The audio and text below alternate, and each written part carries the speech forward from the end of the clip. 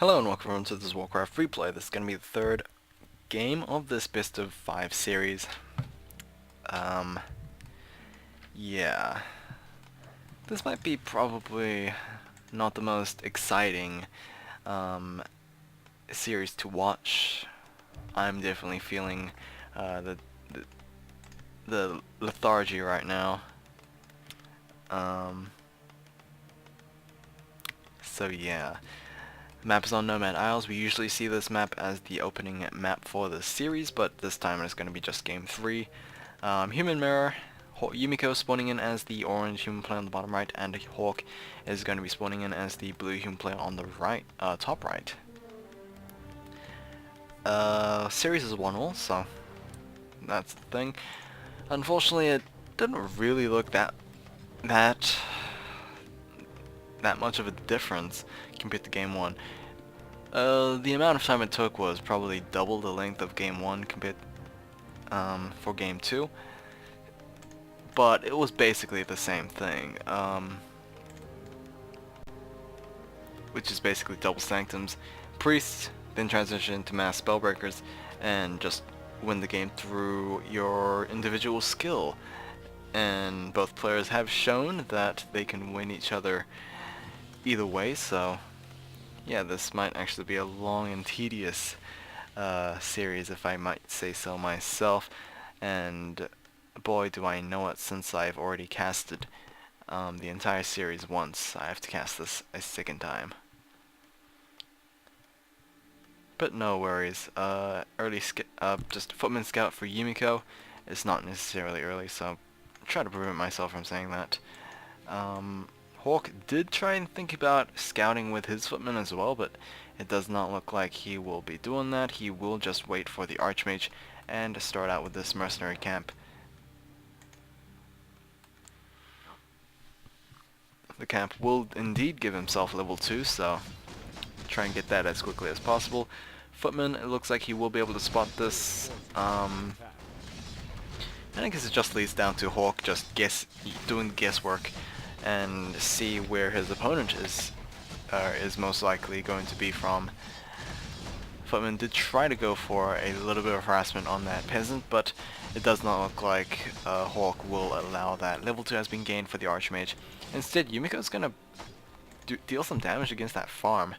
It's going to take a very long time to destroy, so he is going to back off. Shadow Priest has been hired for Hawk, and it does look like Yumiko also picked himself a Shadow Priest as well.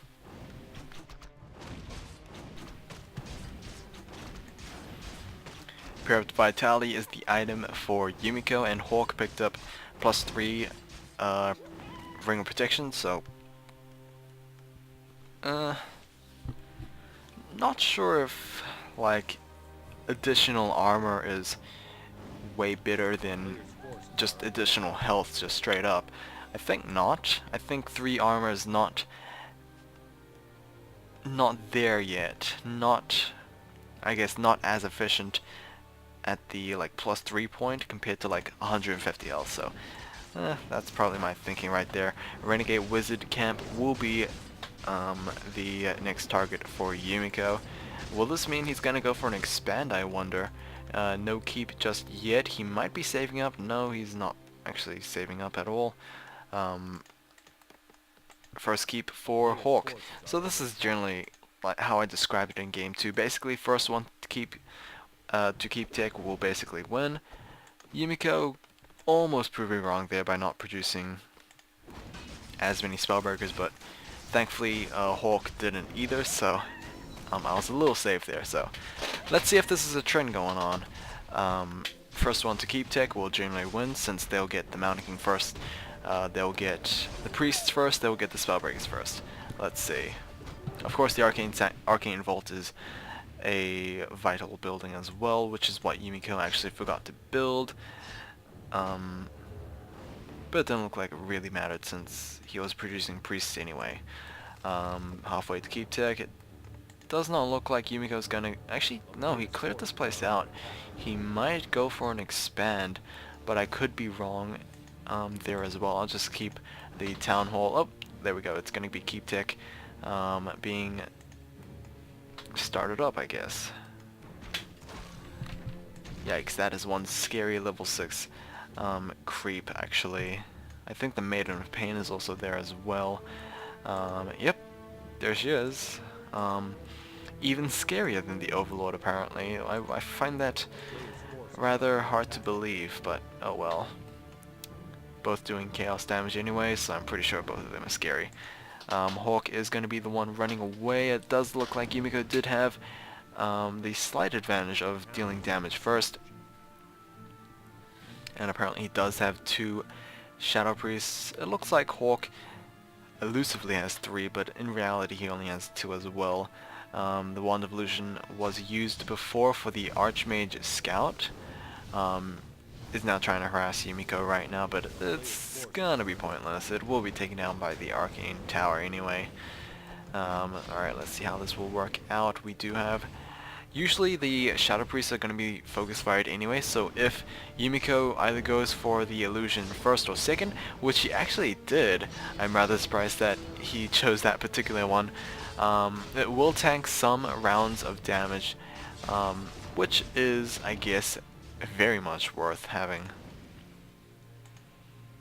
But either way, we did have a minus round on the Archmage for Hawk, but thankfully, like I said, in Game 2, or Game 1, whichever one it was, part of that surround was his own unit, so easily just back off. So Mountain King is nearly completed. It does look like the Arcane Vault will be coming out earlier than usual for Yumiko. Double Sanctums is also being built as well. Blacksmith is usually followed up here just to get that +1 upgrades rolling, but you know, it can take some time. Gargantuan Sea Turtle Camp has been, or is being cleared out, as well as the Goblin Laboratory. Elemental's actually tanking quite a bit for the human army right here. Mountain King will reach level 2, and the item is going to be the Scroll of the Beast, I believe it was. I'm pretty sure that's what that camp dropped. It could have been something else. Maybe the Archmage took it, but I really doubt it. Renegade Wizard Camp is also going to be the next target. Don't think Hawk is going to go for an expand anytime soon. I think he just wants to invest as much resources into establishing himself that Spellbreaker lead. What's also interesting is that is focusing on giving the experience to the Mountain King, so yeah, just more impactful Stormbolts, I bet. Nearly level 4 for the Archmage. This is generally the result of just giving experience fully to the other hero. Or apparently not. I thought the gap was going to be bigger, but I think Hawk is just playing better in this game. He's taken out so many creep camps compared to Yumiko. He does not look like cleared that much. He's cleared out the laboratory over here. He's already cleared out the gold mine, and he did clear out this overseer camp anyway, so yeah, that's that. Circlet, it looks like it might be the item being picked up from that one. Farm for Yumiko might be destroyed here. It will indeed put him upside down in supply as well, so this is going to be rather disastrous. Yep, it is rather disastrous right now. Did manage to start off a priest to try and maximize the amount of supply he had already. We did see purple swirls around those peasants, so it did look like we have Thunderclap trained up. There we go with the Thunderclap from Hawk. So good bit of AoE damage as well as a nice slow, but we do have a lot of footmen, actually very low health. 1 will die, 2 will die, and the third and final will follow, which is actually very funny because we did have a scroll of healing in the Mountain King's inventory. I'm not sure why he didn't use it. He could have had a second one, but it does not look like it's going to matter. The Archmage will be forced to TP out. Not that many units have been saved, so Hawk did take quite a bit of the beating right there. But he was able to supply block his opponent, so I guess that's kind of an accomplishment. Hard words. Blacksmith has been completed for Yumiko, but Hawk already finished it. Is starting to reduce those spellbreakers right now. I think the priests for both players are now adept, so don't have to worry about that.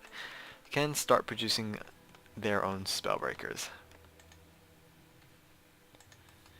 Alright, Yumiko's gonna go after these this Val Temptress camp. What items exactly dropped from this one? I don't remember. It might be consumables actually, so probably not gonna hold my breath. The Green Drake camp will be attempted here for Yumiko. Not Yumiko, Hawk. Damn, I gotta remember these names.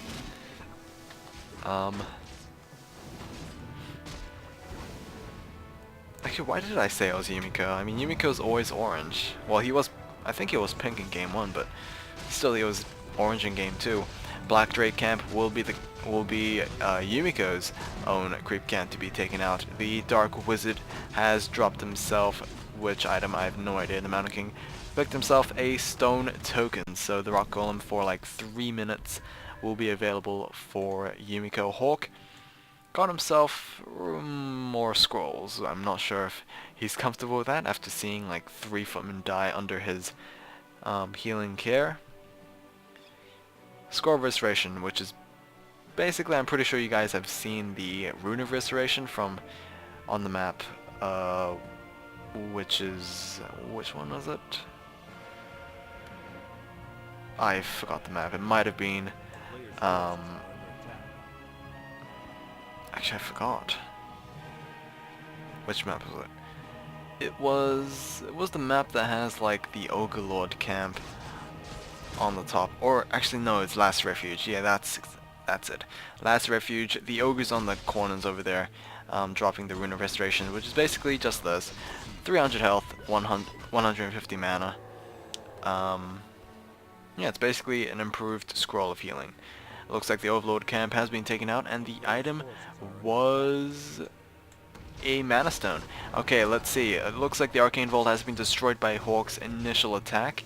Let's see how this will turn out. Thunderclap did do a fair amount of damage. The Mountain King is going to take a heavy amount of fire, but will be able to summon the Rock Golem, so we could have chain crowd control from both of these 2 units. The Scroll of Restoration has now been used. Good as new right now for Hawk's units. They look pretty good. Yumiko is going to really have to keep that Stone Golem alive. He needs the Boulder Tosses right now. There we go with the Boulder Toss on the Mountain King. He could pretty much chain the stuns on a single unit right now, but he's not exactly doing it. There we go with a Stormbolt on the Ogre Mauler. Pretty nice pickup right there. Stone has been tossed on the Mountain King for Hawk. Mountain King does have increased regeneration thanks to the Brilliant Aura as well as the Mana Stone. We did see a Stormbolt into a rock being tossed at the Mountain King for Hawk, and will force Hawk to actually retreat. Oh wow, Rock Golem making himself very much a hero right here, and able to take down the Mountain King before he was able to retreat thanks to the TB Scroll. But no thanks, since he was not invulnerable. Will be taken out, will probably be forced to revive through the tavern. I think he wants just the quickest route. There we go. It will take additional resources as well as lumber, but the regeneration will hopefully keep him, or bring him back to full. A player's forces are under attack. Alright, remember that Hawk did get to that keep tick before Yumiko, so he should have technically more Spellbreakers, but +2 attack for both of the players on the Spellbreakers will be queued up over here. We're currently at 1-0 on the Spellbreakers for Hawk, we're at 1-1 for Yumiko, so he's clearly shown he likes upgrades more than Hawk.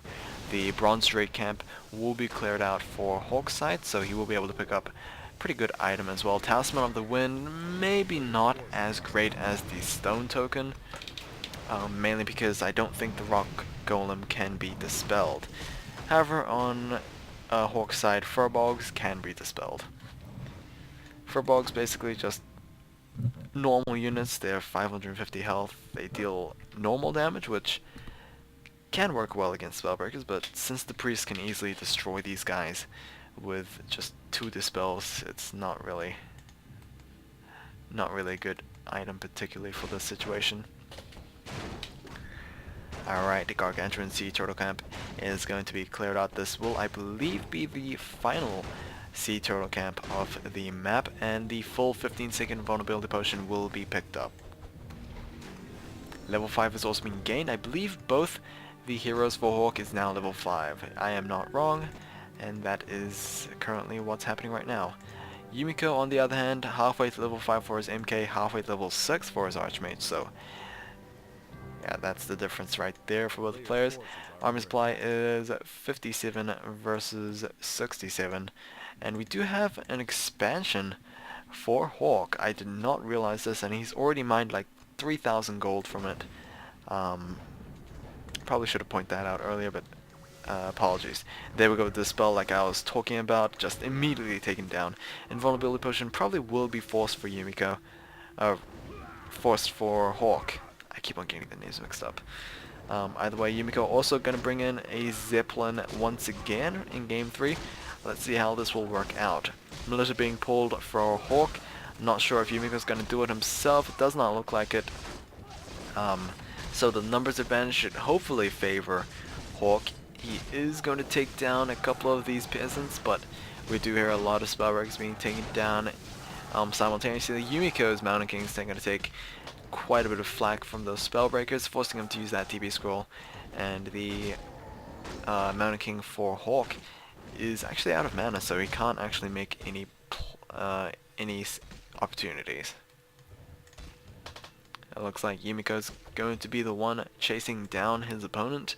However, Hawk is going to turn around like right now, so let's see how this turns out. Level 6 has been gained on the Archmage for Yumiko, and it does look like Brilliance Aura is going to be the ability being trained up in this one. No mass teleport, so gotta wait until level 7, I guess.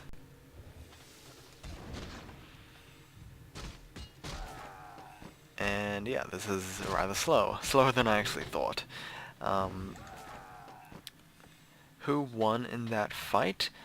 I actually have no idea. 70 versus 51, so it clearly shows that either Hawk like absolutely won that fight, or it's because he does have the second base that he can afford to just rapidly redeploy his units. I think it's the second one, or maybe a combination of both. But either way, it does look like Yumiko is going to try and lick his wounds, is going to pick up a couple of units, but we'll find out that he needs to drop all of them. There we go. Is going to rapidly drop all of them and needs to fight this one. Stormbolt on a priest will be able to pick him up. And oh, Stormbolt on the Mountain King. Oh, he needs to get picked up by the Zeppelin right now. But the Zeppelin is taking a lot of damage from the elementals, so not sure if he wants to go into that thing. But either way, it does look like spellbreakers will be taken down from both sides. Level 3 elementals are going to do a fair amount of damage, even force the Ogre Mauler to retreat. But yeah, let's just see how this will turn out. Actually, GG from Yumiko. He will not be able to stay into this one, and this is going to make a 2-1 advantage to Hawk. So we will go to a game 4 and let's see what will happen. Will Yumiko extend this to a game 5, or will Hawk close it out? Let's just see.